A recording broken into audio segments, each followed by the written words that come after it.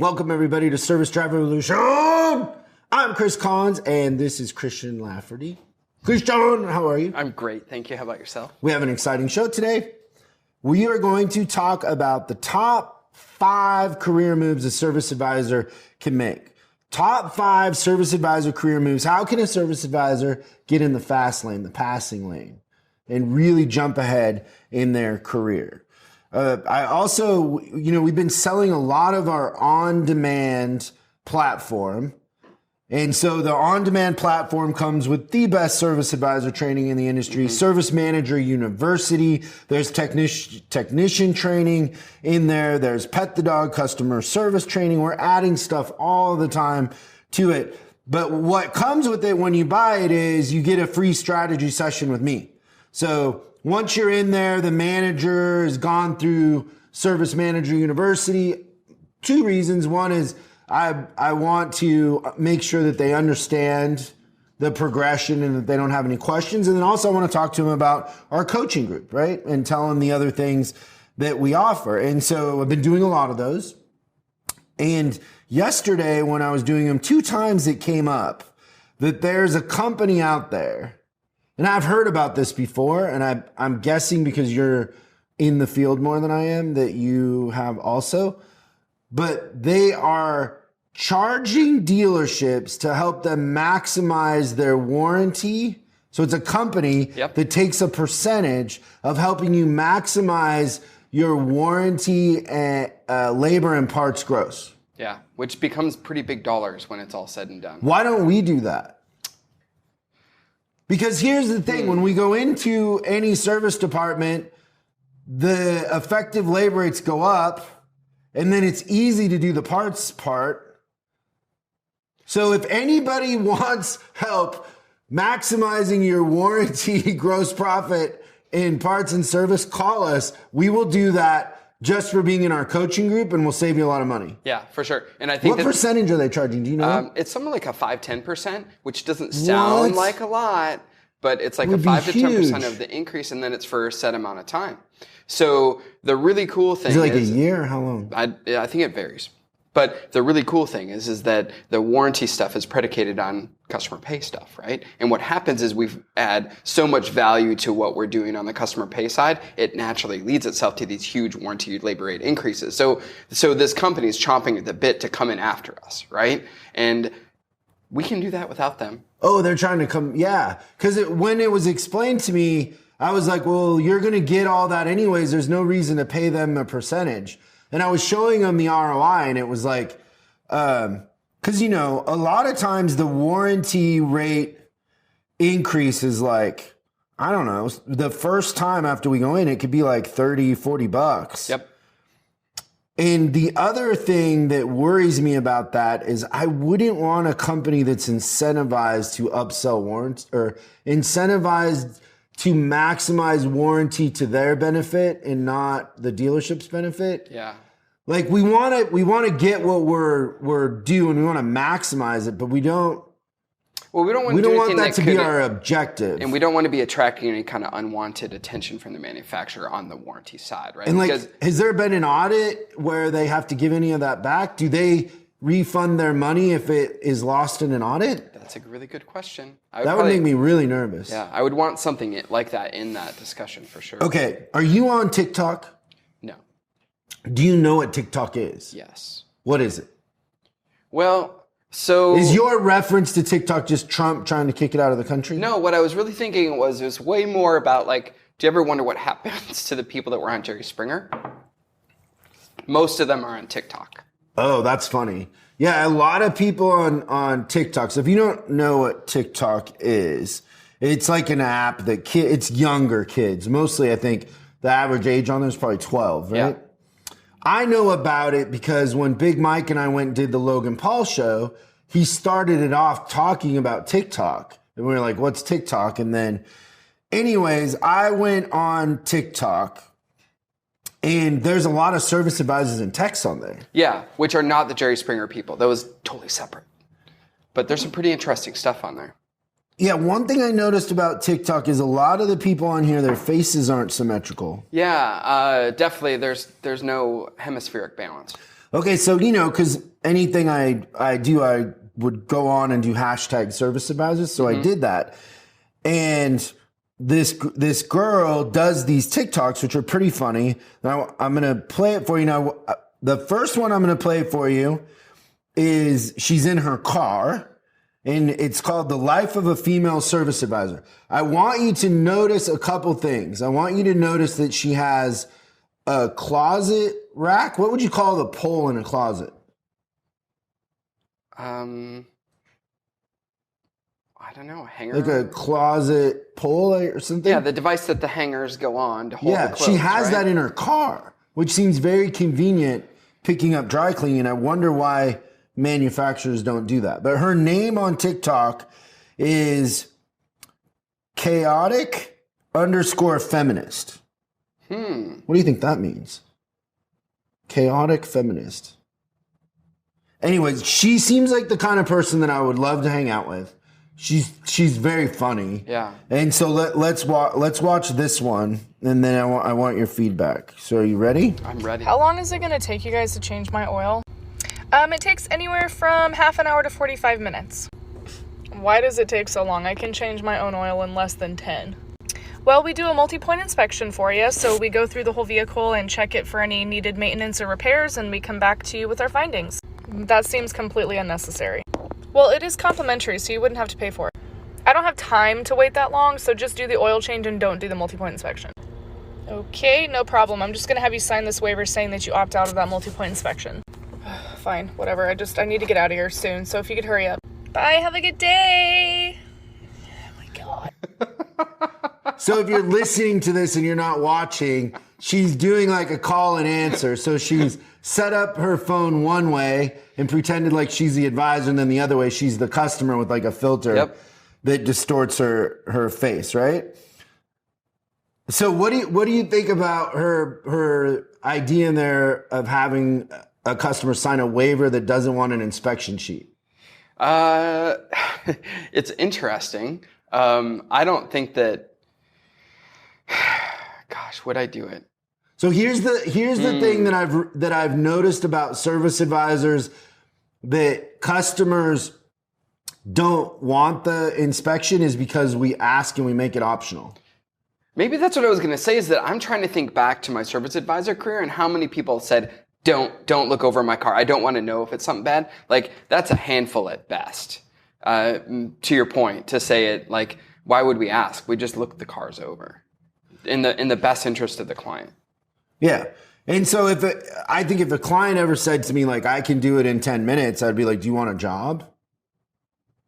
Yeah. Like, you can do it in 10 minutes and it'll be really good. But you're here? But I wouldn't make it about the inspection. Yeah.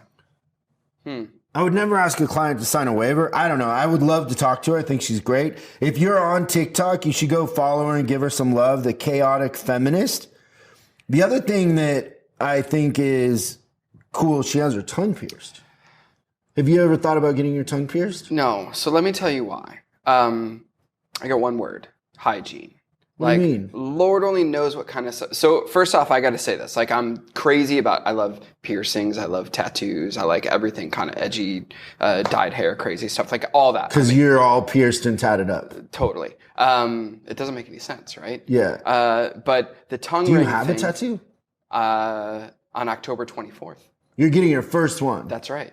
Everybody write down, what is it, October 25th? October 24th. The beginning of the midlife crisis for a Christian. Right. He's going to trade in his Tesla for a Corvette. Yeah. I'm going to get some hair plugs. You're going to start too. wearing your shirt open with a necklace. But think about the stuff that gets stuck in a tongue ring. Midlife crisis coming through I'm ready the for front door. It's going to be great. Okay, keep going. I don't understand how hygiene has anything to do with it. First off, our mouths are probably one of the most dirty parts of our body, right? But having a tongue piercing doesn't make you not be able to brush your teeth. Yeah, but still, stuff gets stuck in there. In the piercing? I believe so. I think inside it, underneath it, it's not my thing. But I respect the people that do it. Really? But you never know. You get a boot stuck in there. Okay, let's do one more of the chaotic feminist. Okay, I like it. This one is called The Life of a Female Service Advisor. All right, sir, your truck is all ready to go, and the total for that transmission service is $89.99. I shouldn't have to pay for anything. The truck is under warranty. Your truck is a 2008, sir. It's no longer under warranty, and preventative maintenance doesn't fall under the warranty anyways. And we're an independent shop, so we don't do warranty work here. I'm not paying for it because I didn't agree to that amount. But you did because you signed right there on the dotted line saying that you agreed to that amount. I'm not paying that. Let me talk to somebody else. Who else could you possibly need to talk to? Because they're going to tell you the same thing that I just told you. You owe me $89.99. Well, let me talk to him. He seems like he knows what he's talking about.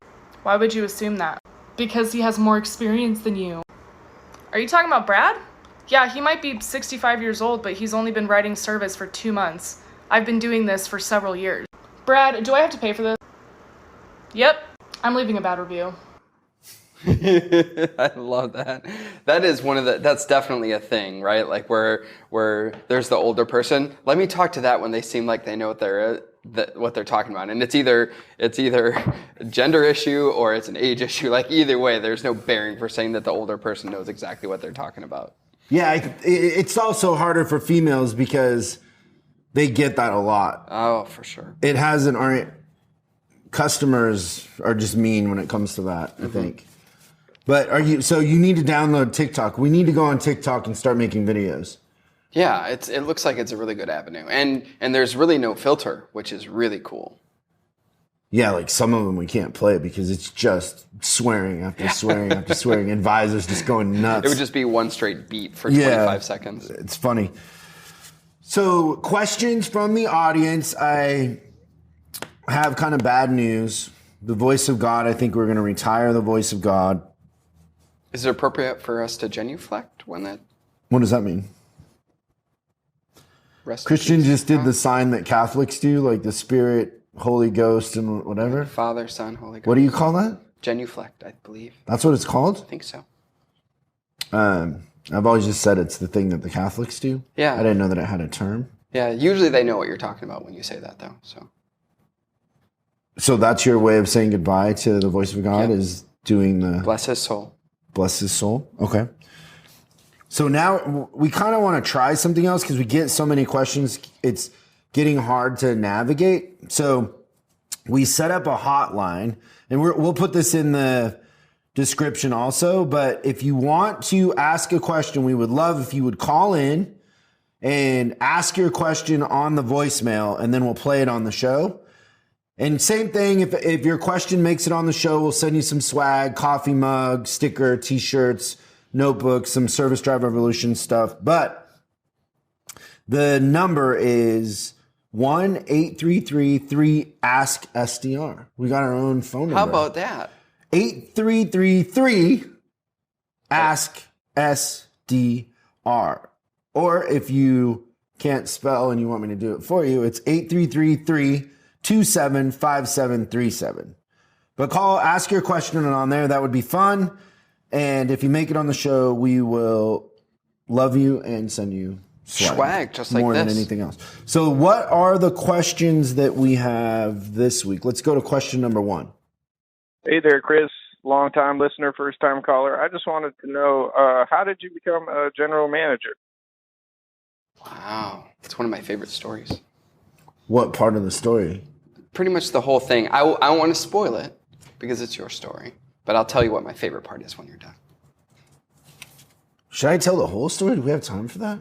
Let me see. You know, today was leg day, and I am starving. Oh, I love the food after the workout. Oh, I'm so hungry on leg day. Do you notice my legs are getting bigger? I feel like I might be on the verge of being in the best shape I've ever been in my life. I feel the same way. That's really interesting. I think your legs are looking bigger. This part's looking bigger, and this part's looking smaller. Yeah. You're doing a lot of things right, which is really cool. Pretty soon, I'm just going to start walking around the office with my shirt off. I don't blame you. I don't know why we don't do it now. How funny would that be? That would be You're great. just walking around with your shirt off. Yeah. It's always funny when people do that. Okay, so... Man, I don't know. That's a great question. So how did I become a general manager? So The funny thing is about this story is I was never a service manager. People assume I was a service manager. I never was. So I went from being a service advisor to working for a consulting company as an advisor trainer, and then I became a consultant. And for most of my early 20s, I would go into service departments on commission and turn them around. So I would get a percentage of the new sales that I would create. And I had a lot of clients doing that. Most of my clients were in California. But I mean, I was going all over the country doing it, and I could only do like 3 new clients a year because it was a lot of work and intensive. And I eventually had a couple people under me that were working for me. My deal with the consulting company was I got a percentage and they took a little bit, but I had to get my own clients, that sort of thing. And so one thing that I did early on, I knew the key to my success early on, even when I was a service advisor, was that mysterious thing called the financial statement. I remember it would be sitting on the dealer's desk. It was in the service manager's office. Sometimes if I was in there and I would kind of look at it and try to understand it. But I always understood that the key to understanding how to make a dealership go was that, right? The financial statement. So when I went to work for the consulting company, I actually traded advisor training for them to train me on the financial. So I would get like $1,500 for a couple days of advisor training in a service drive. Sometimes it was like $2,000 for a week or whatever. I would tell them, and trust me, like I needed the money, but I would tell them like, hey, I'll go do this advisor training for free if you'll train me on financials. And so they took it seriously and they trained me on the whole financial, every department. And what would happen is as I would go into a dealership and fix the service department, I'd become friends with the dealers because I was kind of the only person they could talk to, right? Like that happens to us. Yep. Like, especially when you start to get them results and you take an asset, like let's say they have a department that's making 0 and you take them and now they're making 3 or 4 million a year. That's life-changing money, even for a dealer. And they invite you over, you meet their spouse, you become friends. Then what they do is they see you as an expert on the financial statement, which I kind of was. And they will say like, hey, I'm thinking about buying this dealership. Would you look at it? Tell me what you can do with it. Mostly they're referencing the service department, but I would look at F&I, I would look at their front end. Like I would look at all of it because I still to this day, when somebody hands me a financial, I get excited. Like I want to, because the financial is the story. Yep. Like how you can tell what's going on in a business with the financial. I can tell if the culture is broken. I can tell if the leaders are good or not. I can tell if they have systems in place. Like you can tell, right? Yep. It's a puzzle. Yeah. And so one of my clients that I had done a pretty good job for and became friends and would see socially and hang out with was thinking about buying. This is funny. It was a bunch of Saab dealerships that this guy here in Southern California owned, and he became a senator or something, and he wanted to get rid of him. You just think about Saab. Like, imagine if that would have happened, right? Mm-hmm.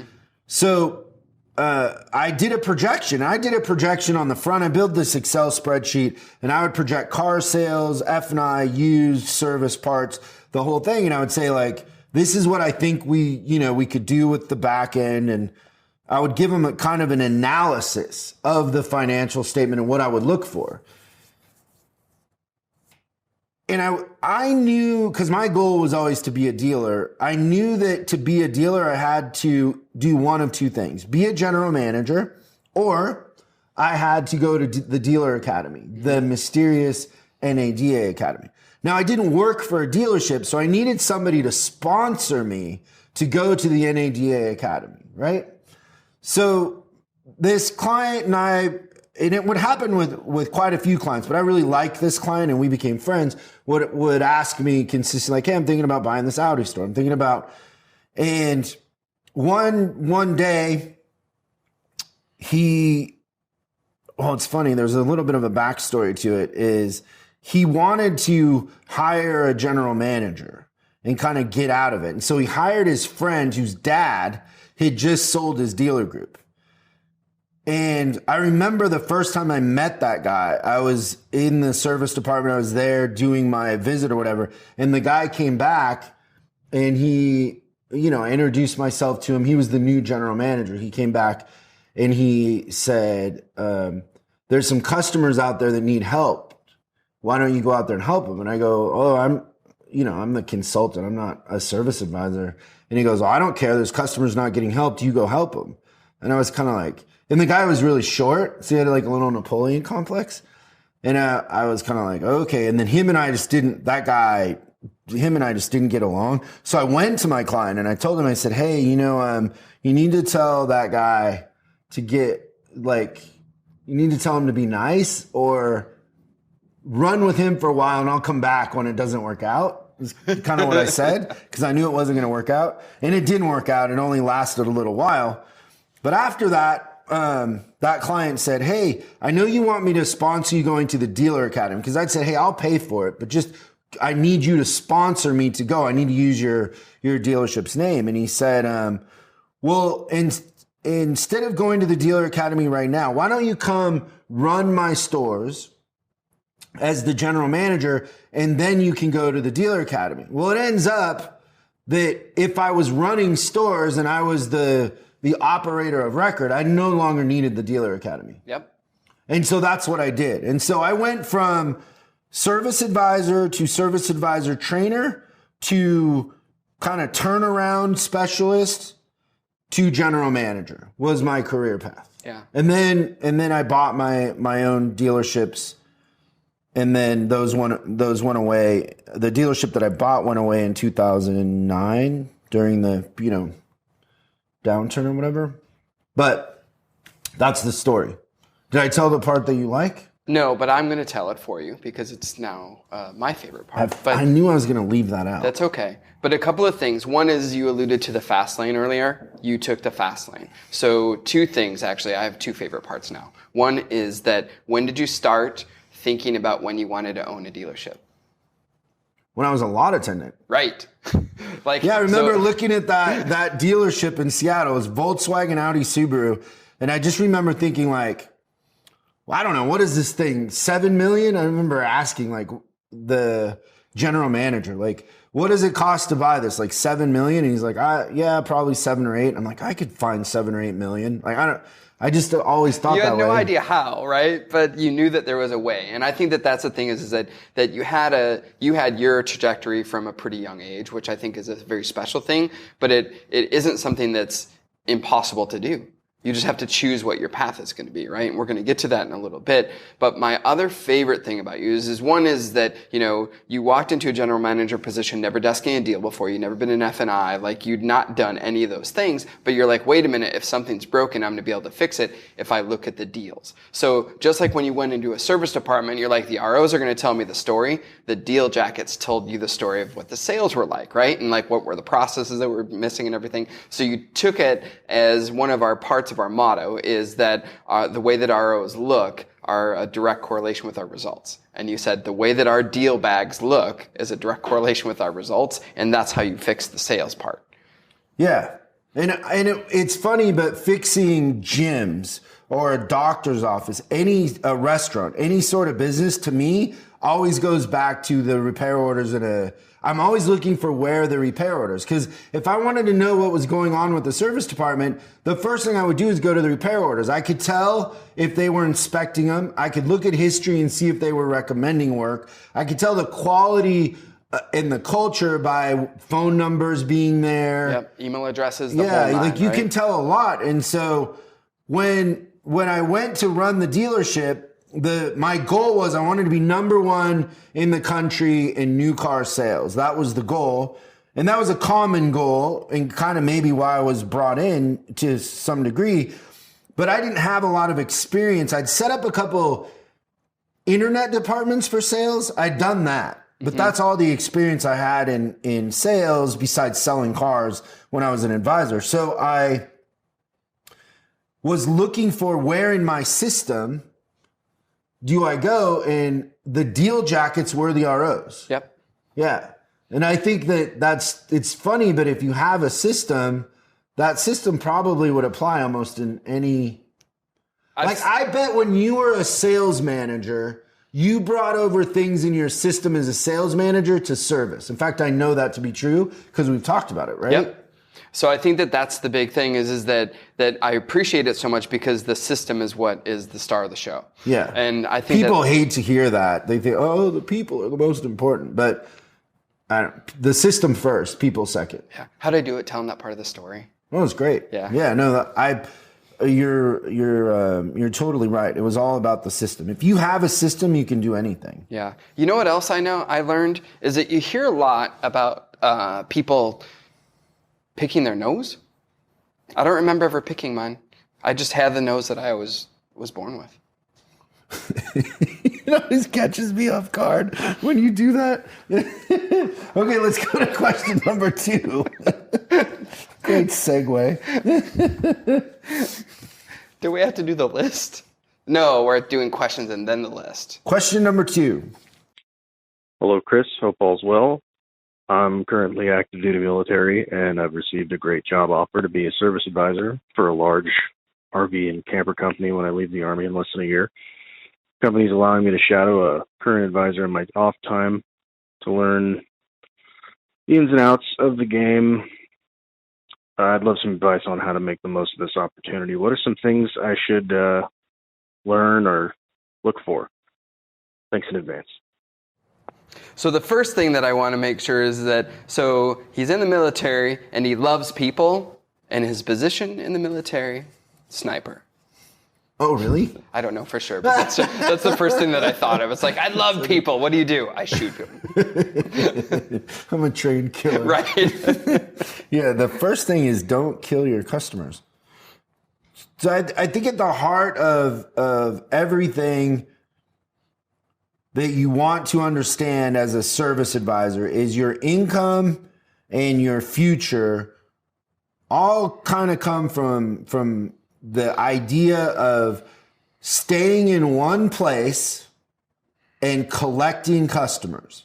Like, I know there's people out there that'll tell you that service advisors are salespeople. Selling in service is the easiest part. People need brakes. They need tires. They need their car or truck to start. That's the easiest part.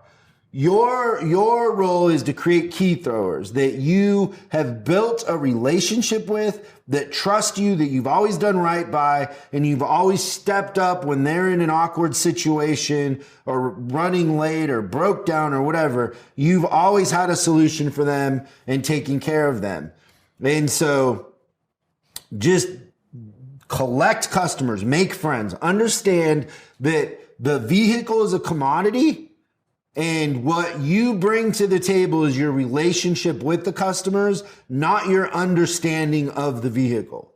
You'll gain the understanding of the vehicle and it will assist you. But product knowledge is not as important as your ability to build rapport and being genuinely interested in people. I think one of the reasons why I did so good as a service advisor is I was just curious about people. People fascinate me. I could meet a stranger and ask them 10 questions and be fascinated. Like the people on TikTok, like that advisor, the chaotic feminist, I would love to have her on the show and ask her a bunch of questions. That'd be fun. She works in an independent. She clearly has an understanding of her job and a sense of humor, right? Yeah. And so it's just, people are fascinating. So collect customers. The product knowledge and all that will come, but read books like How to Win Friends and Influence People. Maybe get on our on-demand platform and learn our Pet the Dog system and how to build rapport. That's the most important part. The other stuff comes easy. Mm-hmm. Agreed. Question number 3. Hi, Chris. I'm a 20-year-old in a small town, and I'm wondering, how should I negotiate a pay plan with my local dealer?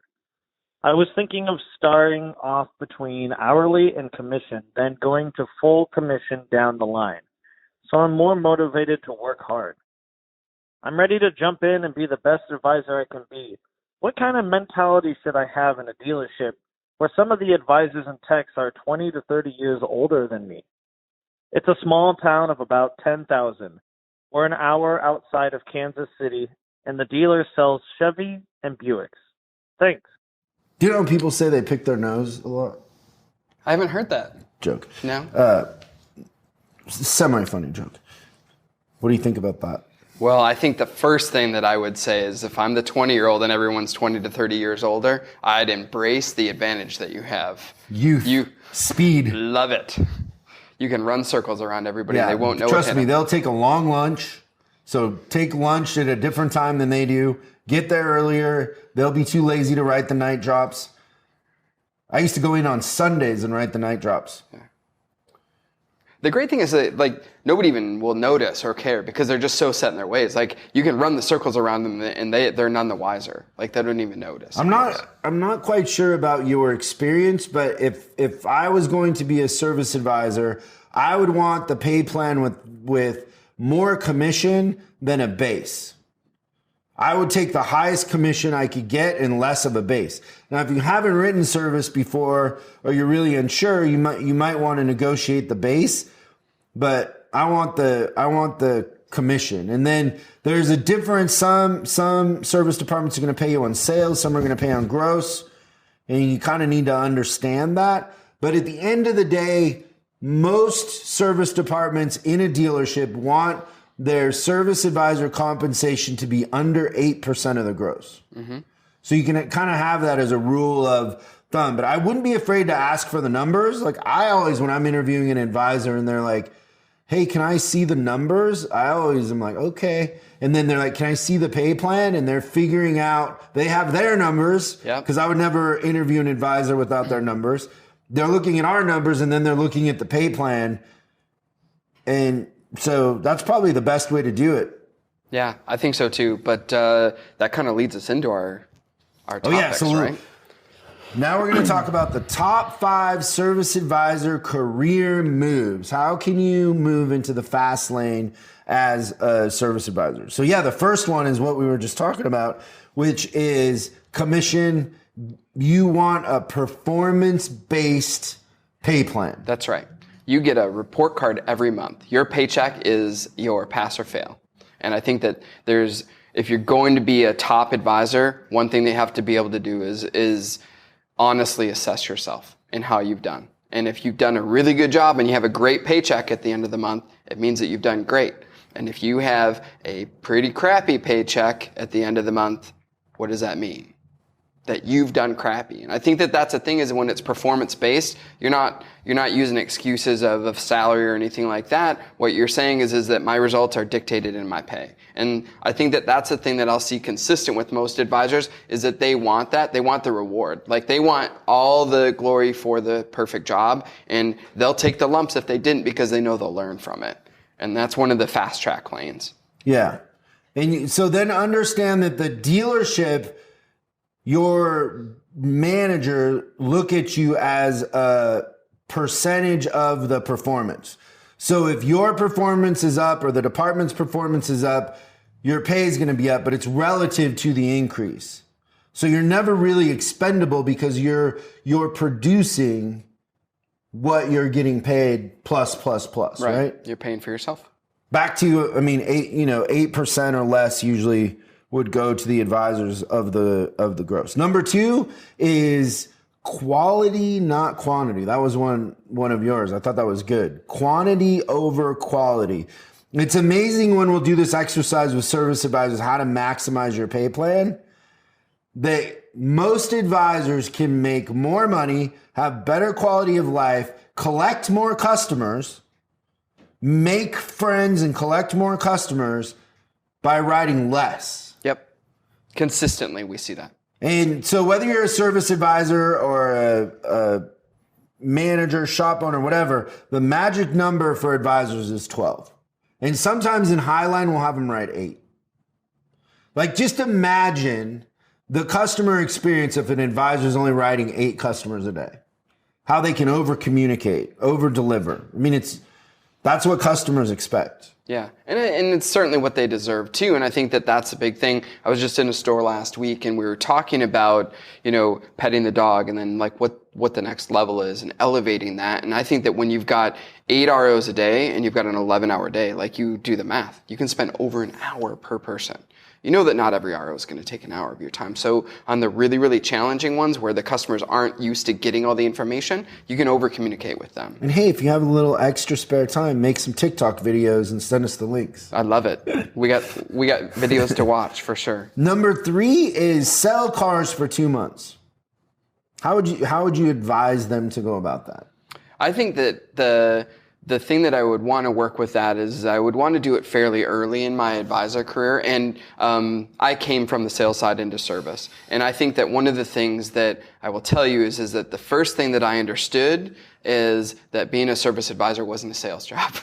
Like, just selling cars lets you see, okay, so this is sales, right? This is what happens, and you have to overcome 5 no's, right, to get somebody to buy a car from you and everything like that. And you're like, wait a minute, you appreciate the relationship that you have to build on service in the long term, right? And then it also lets you to, I think it's really important as a service advisor to see what customers look like when they're in the ether and understand what their expectations are when they buy a car, what their service experience is going to be like. So I think that having that perspective makes you a better service advisor if you understand what the sales department goes through. It's also a little bit about the silos too, right? Because there's usually an adversarial thing between sales and service. And if you've done both jobs, you have just much better perspective. I think too, one thing is to appreciate salespeople that for the most part, they have to go get customers. Yep. Where your customers are coming in. That's a really It's good way point. harder to sell cars. Way harder. Just mentally, because, most of the time you're commission and... Oh my gosh, talk about varying paychecks. Yeah. That's crazy. Okay, number 4 is think like the owner of the dealership. Nothing will move you ahead quicker in your career than to think about the company and not yourself. Put the company first. Think about the customer's perception of the company. Think about representing the company, and you will become invaluable for the company. But I think a lot of advisors, and even the tone of some of the questions we get, is me, me, me, me, me, me. Yep. So I think the big thing is that, if you're starting to think like the owner, eventually you could become the owner. That's good. And then the 5th one, avoid parts. Oh, parts. You probably weren't going to end up in parts anyways, but I have seen career paths go to parts. Not a lot of parts managers become general managers. I don't know if I've ever seen it. I'm sure it's happened, but it doesn't happen a lot. So if you want to move up and your goal is to be a dealer someday or general manager or whatever, sales is kind of where you want to be somebody who's more interested in sales than parts, right? Yeah. Now, I would say if you're a parts manager, you're in parts, go write service and go sell also. And because it's very rare. In fact, Gary was one of the only parts managers I ever worked with that had worked in service, worked kind of in sales, and understood from a parts manager's point of view the whole picture. And that's why he sold so much in his boutique and was so progressive with what he did, was because his context wasn't just parts. It was marketing and displaying things. And, he really pushed the envelope on all that stuff. So number 1, be performance-based, commission. Number 2, quality over quantity. Number 3, go sell cars for a couple months. Learn the other side of it in the circle of life. And number 4 is think like an owner. The number 5 is avoid parts. It's a good list. Anything else in closing? No. What would it take for you to get your tongue pierced?